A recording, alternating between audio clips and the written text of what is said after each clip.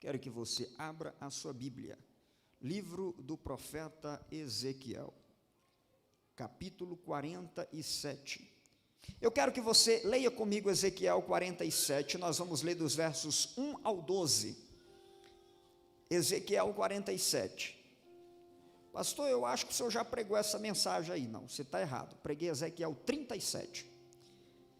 Nós vamos hoje pregar Ezequiel 47.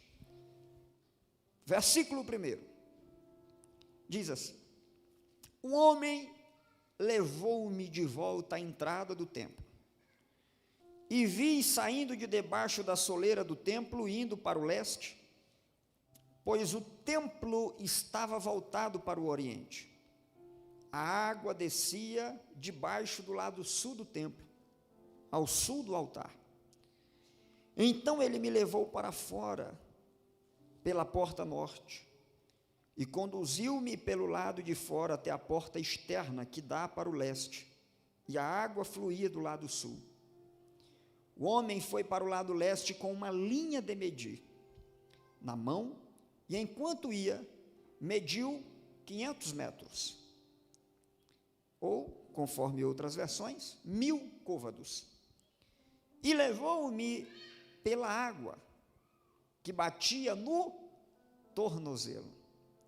Ele mediu mais 1000 côvados, ou 500 metros, e levou-me por onde?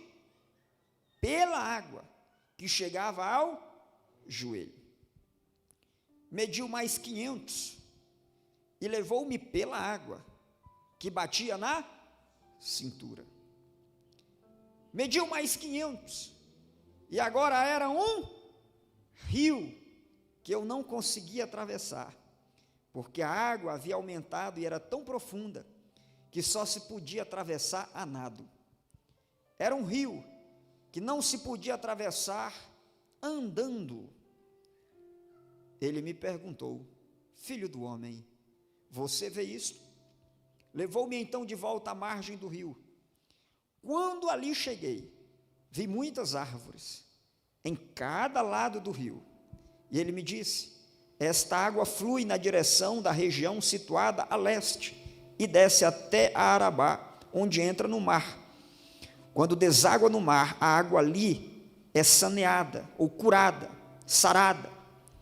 Por onde passar o rio, haverá todo tipo de animais e peixes, porque essa água fluía para lá, e saneia a água salgada, de modo que onde o rio fluir, tudo viverá. Pescadores estarão ao longo do litoral, desde En-Gedi até Englaim. Haverá lugares próprios para estender as redes. Os peixes serão de muitos tipos, como os peixes do grande mar. Mas os charcos e os pântanos ficarão saneados. Não ficarão saneados, serão deixados para o sal. Árvores frutíferas de toda espécie crescerão em ambas as margens do rio. Suas folhas não murcharão, e os seus frutos não cairão. Todo mês produzirão, porque a água vinda do santuário chega a elas. Seus frutos servirão de comida, e suas folhas de remédio. Amém? Pai, mais uma vez falamos contigo, e queremos, ó Senhor,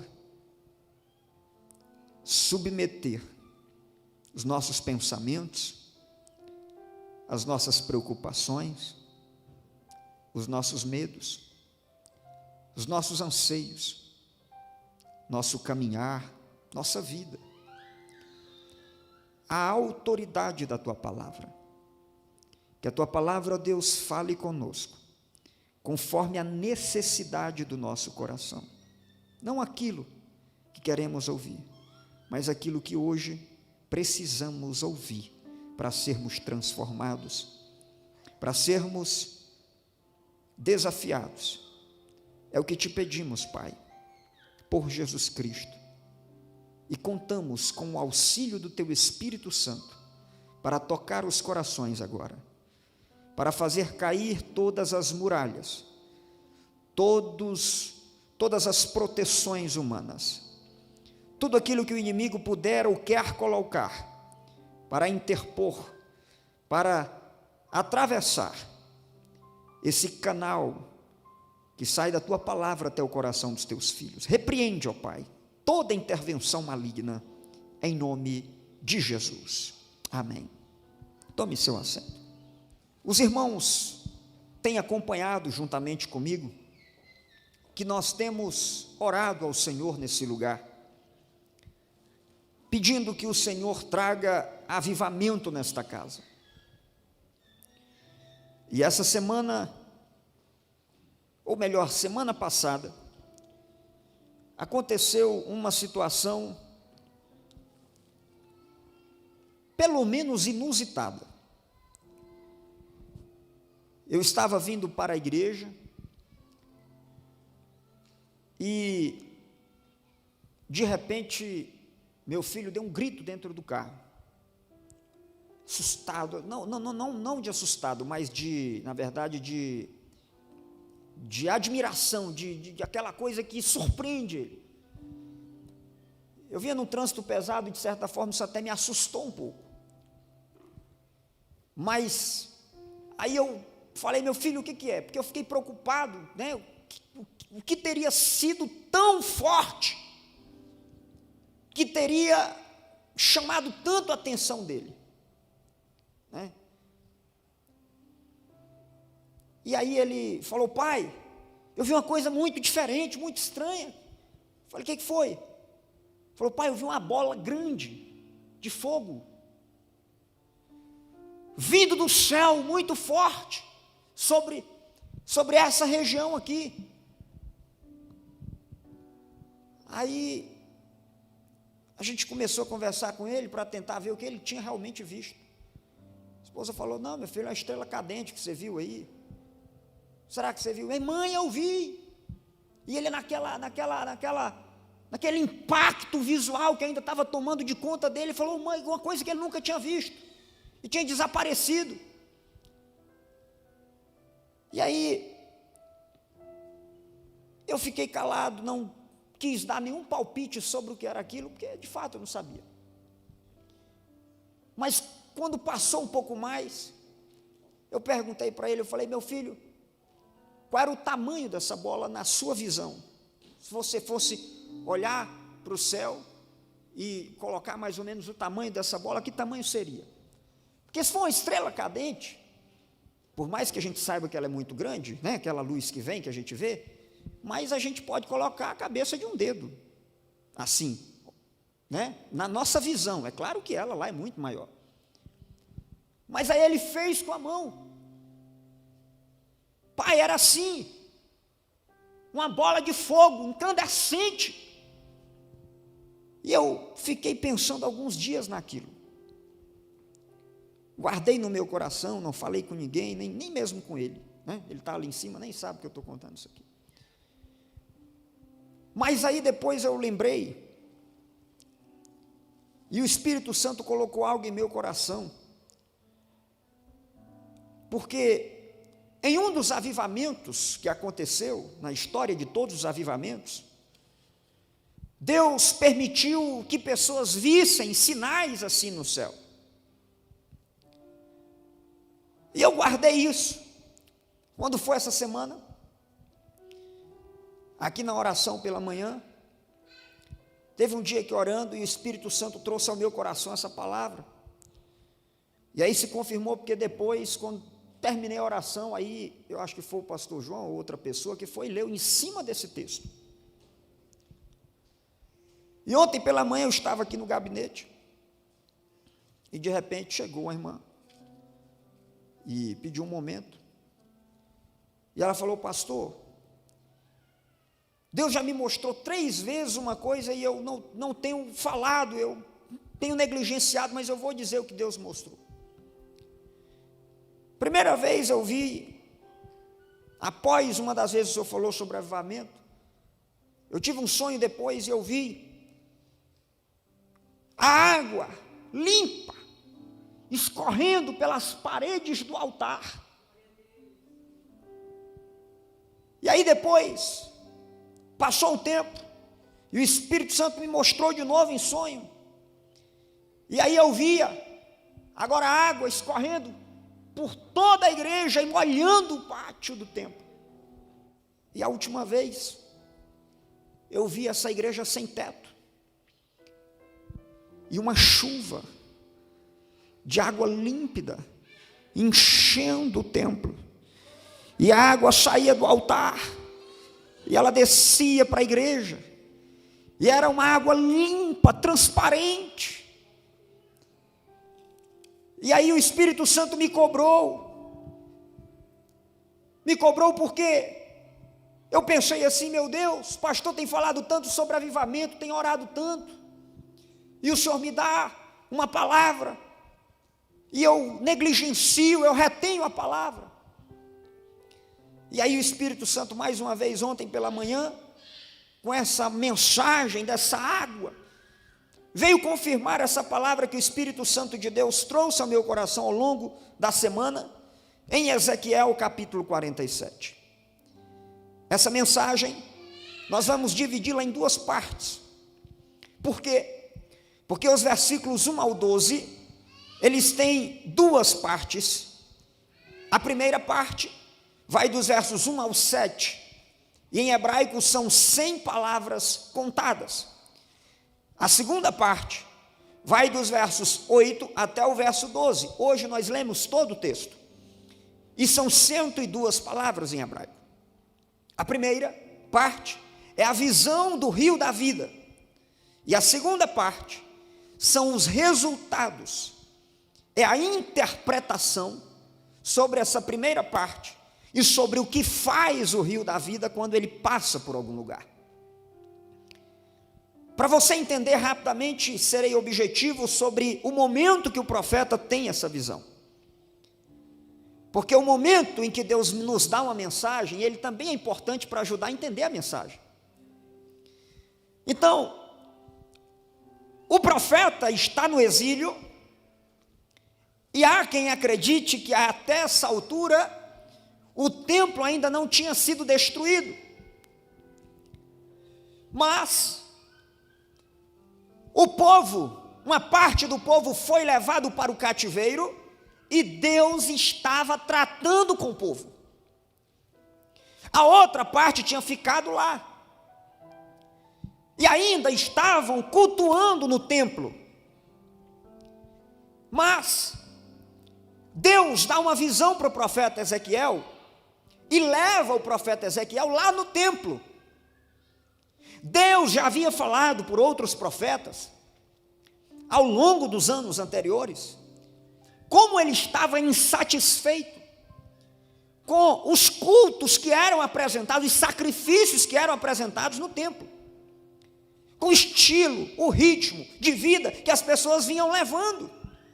Por isso, Deus resolve tratar o povo, e Deus trata o povo com um momento de aflição, um momento temporário. Tinha um tempo para começar e um momento para terminar. Até porque a aflição, o sofrimento, ele é temporário na vida do crente, porque Deus não manda o sofrimento com o objetivo de nos destruir, mas de nos aperfeiçoar e de nos aproximar mais dele. Então, Ezequiel está no exílio, e o Senhor, através dessa visão, vem um homem e o leva até o templo. E se você olhar o finalzinho do capítulo 46, você vai perceber que Ezequiel tinha acabado de olhar, está aí no versículo de número 24, 23, que Ezequiel tinha acabado de entrar na cantina. Olha aí o versículo de número, capítulo 46, verso 24. Ele me disse: estas são as cozinhas onde aqueles que ministram no templo cozinharão os sacrifícios do povo. Então Deus está levando o profeta para fazer um tour. Então seria mais ou menos como se ele viesse aqui. Aí ele leva para conhecer as dependências, leva para conhecer a cantina, e depois de mostrar a cantina, aí ele vem para dentro da nave. Quando ele chega na nave, aí ele vai falar sobre algo que vai acontecer. Porque cantina é uma coisa que tem que estar limpa.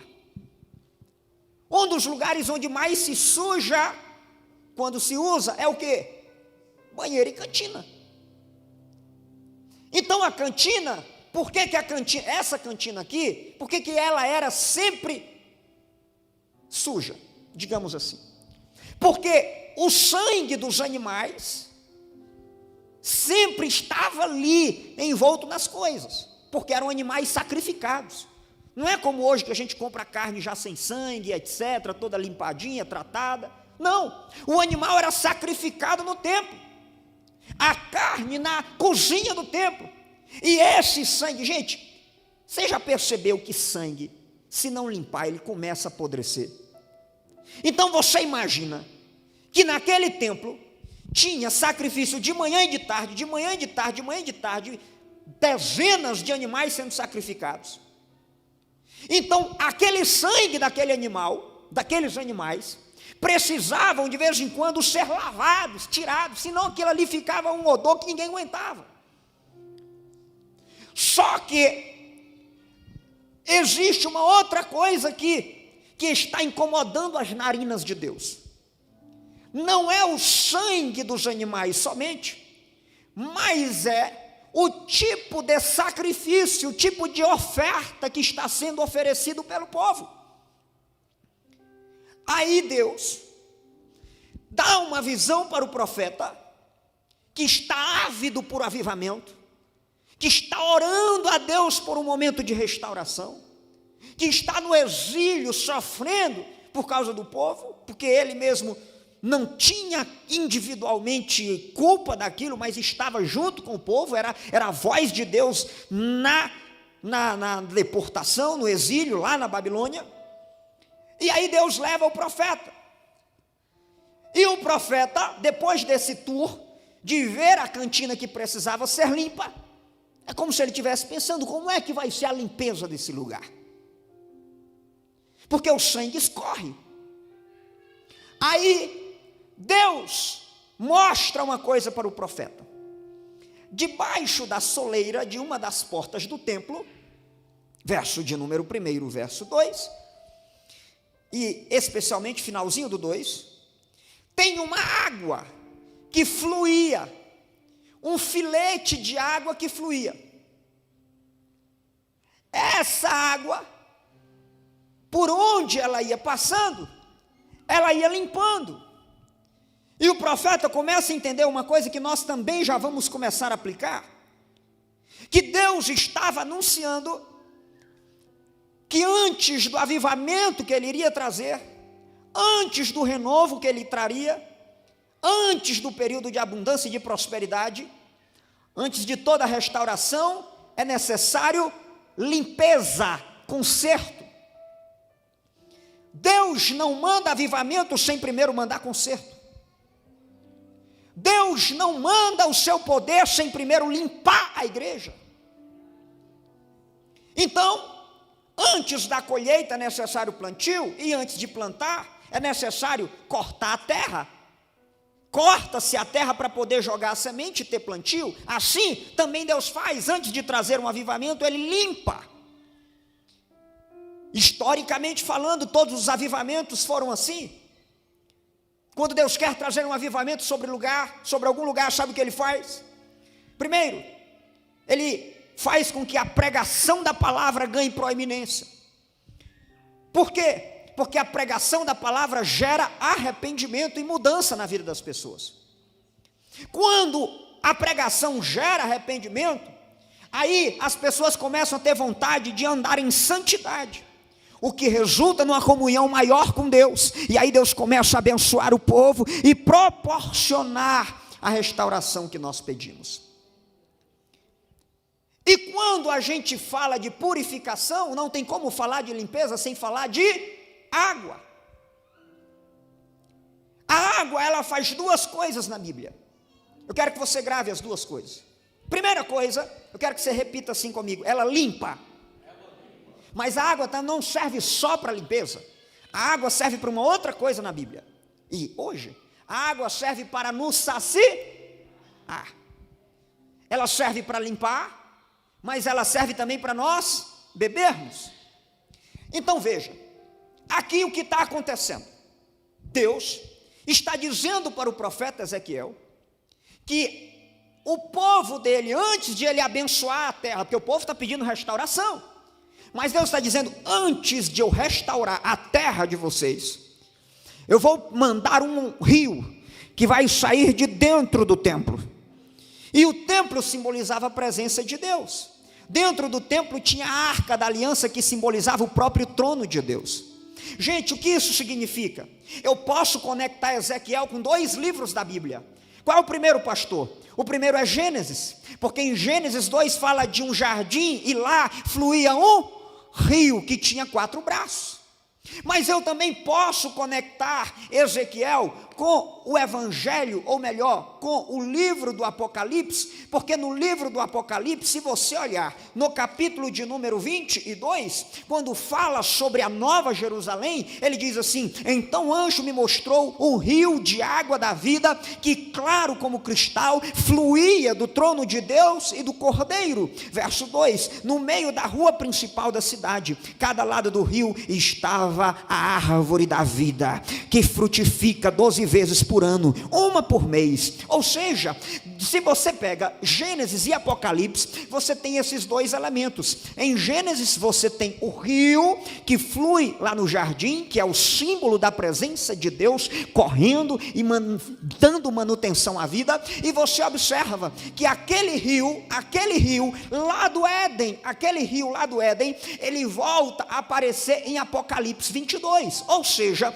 aquela situação do início, ela é restaurada aqui no final. Mas aí vem a grande pergunta, você fala, pastor, ou seja, então quer dizer que só Adão teve a oportunidade de desfrutar desse rio, e só na glória que nós vamos poder desfrutar desse rio? Não, aí eu tenho uma boa notícia para você, que é a mensagem de hoje. Ou seja, existe uma solução de Deus para aquele período que já passou e aquele período que ainda virá, e eu vou explicar jazinho para você onde está o rio de hoje. Mas antes de avançar, percebam que o que está acontecendo aqui é que começa a surgir de dentro do templo uma água que vai limpar a terra, que vai arar a terra, que vai preparar a terra. E a água que prepara a terra é a palavra de Deus. A água que prepara o nosso coração é a palavra de Deus. A água que transforma a nossa vida é a palavra de Deus. Agora observe que a água começa a fluir, e aí vem pelo menos alguns estágios. Observe os estágios. O homem leva ele para a entrada do templo, e aí a primeira lição que nós aprendemos aqui é que antes dessa renovação completa é necessário restauração com Deus, e o final da visão vai mostrar essa terra restaurada, mas antes é necessário restauração da comunhão. O verso de número 3 vai dizer que esse homem, ele leva na mão uma linha de medir, e enquanto ele mede, ele vai levando e conduzindo o profeta. Então olhe para cá para você entender. Imagine que o rio está correndo nessa direção. Imagine que o rio está indo nessa direção aqui. Observe, o rio está indo aqui, e o profeta está sendo levado por esse guia celestial. Esse guia, ele não vem de lado olhando o rio, não, ele não vem de lado, ele leva o profeta para dentro do rio, para dentro daquela água, que começa apenas com um pequeno filete fluindo de debaixo da porta, e ela vai indo para a região do Mar Morto. Jerusalém fica numa parte muito alta, então a água, ela vai indo para partes mais profundas. Então ele está indo exatamente por aquele filete. Primeiro ele está só pisando na água, só que à medida que ele vai caminhando, o homem vai estendendo uma fita métrica. Não é uma fita métrica como a gente tem nas obras, né? Nas construções que medem no máximo 6 metros, ou a maior mede 10 metros. Essa é uma fita métrica celestial. A primeira medida dela é 500 metros. Então, ele começa a medir, e ele começa a medir 500 metros. E onde está o profeta? O profeta está andando com ele, dentro da água. Presta atenção, o profeta está andando com ele. E à medida que o profeta vai andando, ele anda 500 metros, e agora aquela água que começou com um filete, aquela água já está dando no tornozelo do profeta. Aí o profeta pensa e começa a olhar, mas o homem continua guiando ele. O homem não leva ele para fora do rio, o homem continua guiando ele por dentro do rio. E o homem continua levando, e mede mais 500 metros. Quando ele mede mais 500 metros, diz o texto bíblico, que a água já estava dando onde? No joelho. Ou seja, a água ia, percebam, que a água ia aumentando de pouquinho. Quem aqui já tomou banho de praia, sabe que você anda apenas 10 metros, e a água de repente que estava no seu pé, ela já está na sua cintura. Você anda mais 20 metros, se você não cuidar, a água cobre você. Mas aquela água do templo, ela não ia assim, aumentando de volume muito rápido, ela aumentava de volume devagarinho, ou seja, meio quilômetro subia até o tornozelo. Você andava mais meio quilômetro, ela subia até o quê? Até a cintura, até o joelho. Aí mais meio quilômetro, aí estava até o joelho. Observe que enquanto nós temos 4 níveis de profundidade. Quantos níveis?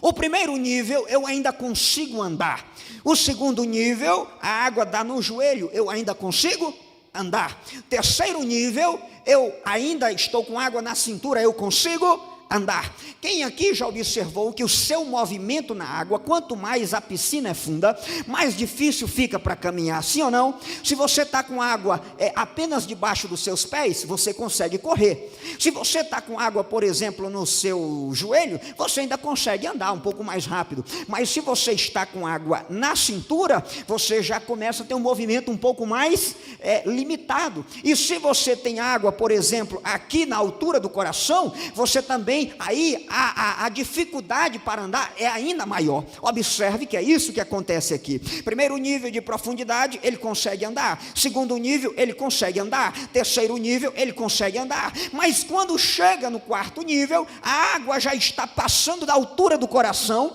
e o que acontece? Ele não consegue mais andar. Por quê? Porque a água está descendo e ele precisa agora nadar. E quando eu estava olhando esse texto, eu falei: Senhor, o que significa isso para o contexto da nossa igreja? E é claro, também para o contexto de Israel. Mas aqui eu não quero mais falar do contexto histórico, porque o tempo não permite, mas falar da nossa aplicação, do que o texto quer dizer para nós. E o Senhor me ensinava algumas coisas com esse texto. A primeira lição que o Senhor me ensinou com esse texto é que Deus não chama, olha só como é que Deus faz. O primeiro movimento é que o profeta precisa entrar no rio.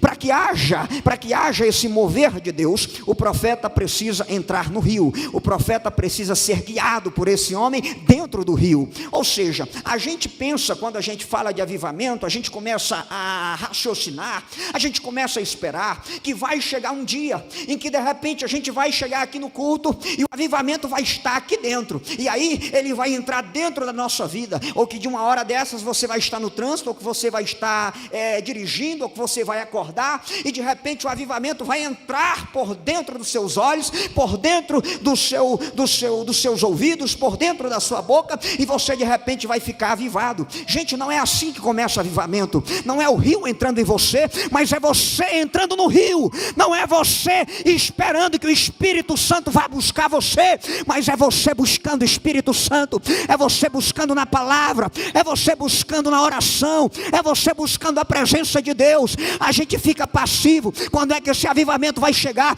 Vai chegar quando você buscar, vai chegar quando a igreja se prostrar, vai chegar quando a igreja orar, vai chegar quando a igreja jejuar, vai chegar quando a igreja se santificar, vai chegar quando nós buscarmos a presença de Deus.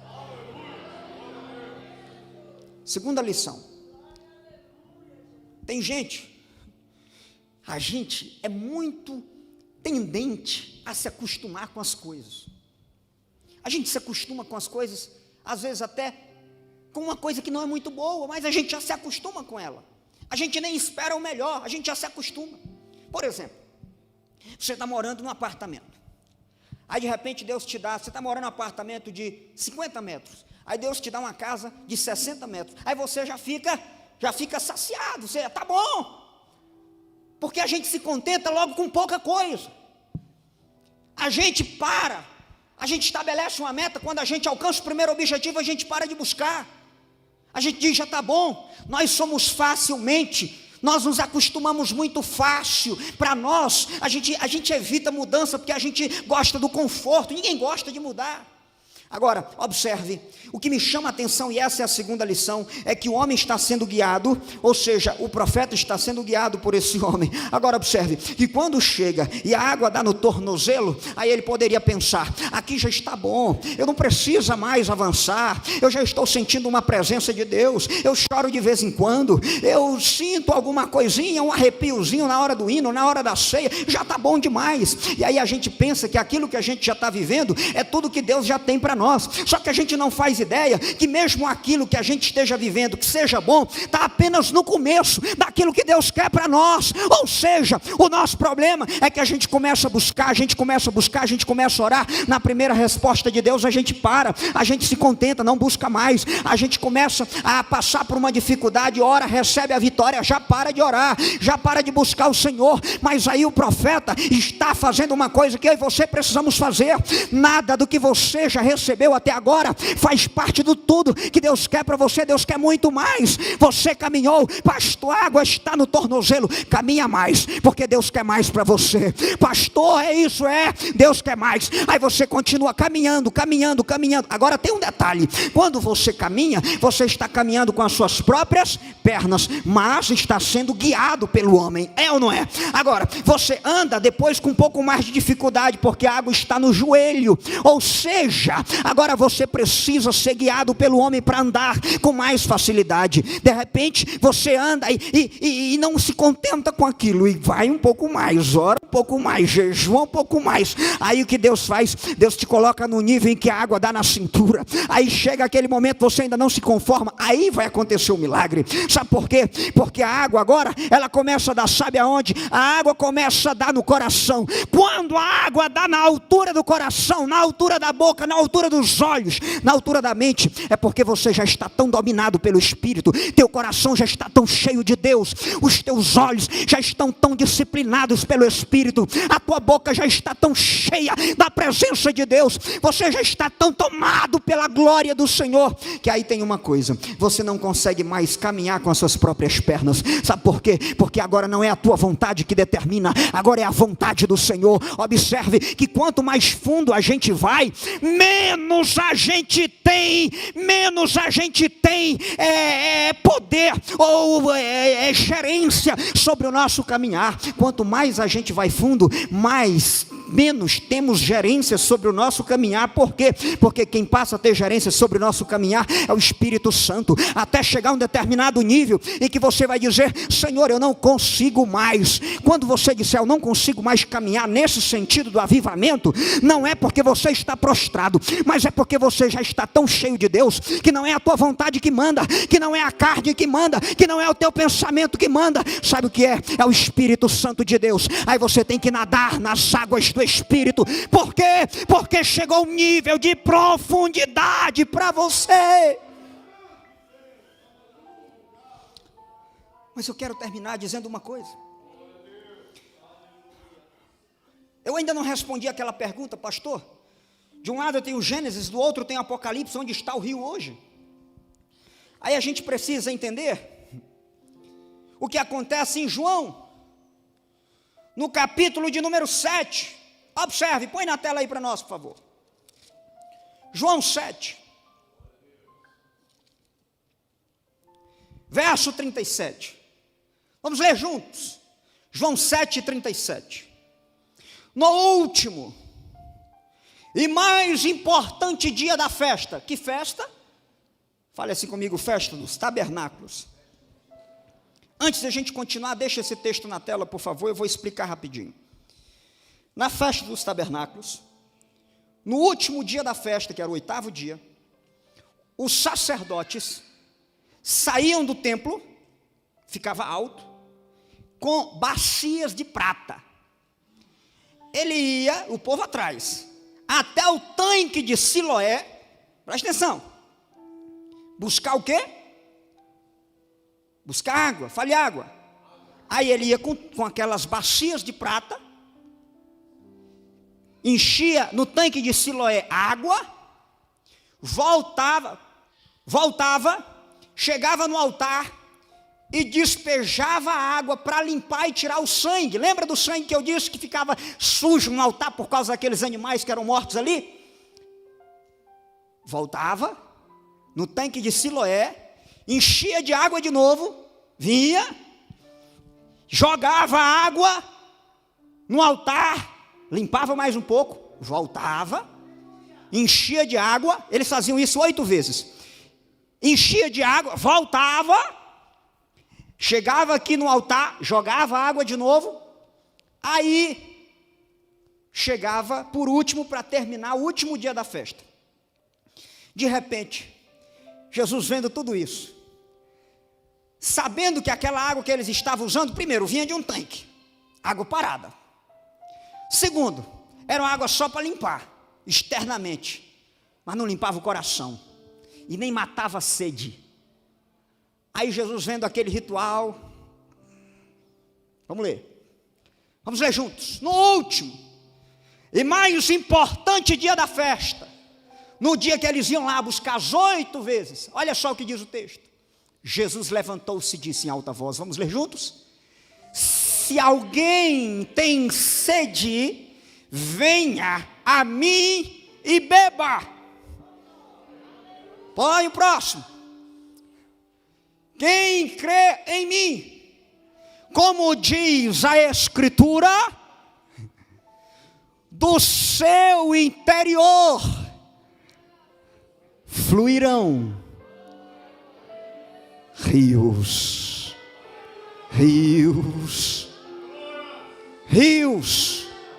de água viva. Põe o próximo. Ele estava se referindo a quê? Ao Espírito, que mais tarde receberiam os que nele crescem. Continua. Até então o Espírito ainda não tinha sido dado, por Jesus ainda não tinha sido.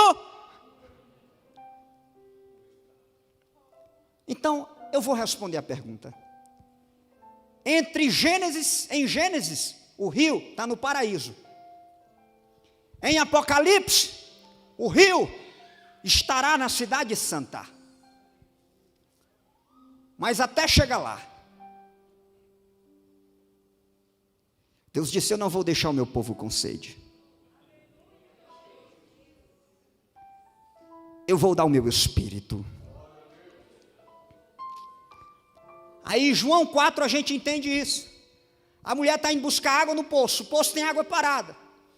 Aí Jesus fala assim, se você souber o que eu estou para fazer nessa era, e que eu tenho água para te dar, que você vai parar de ficar vindo na hora errada, se você soubesse que eu tenho água para te dar, eu te daria água. Eu te daria água da vida. João capítulo 4, Jesus fala isso para a mulher samaritana. A água que eu der, se você tomar, você nunca mais terá sede, mas ela se tornará uma fonte.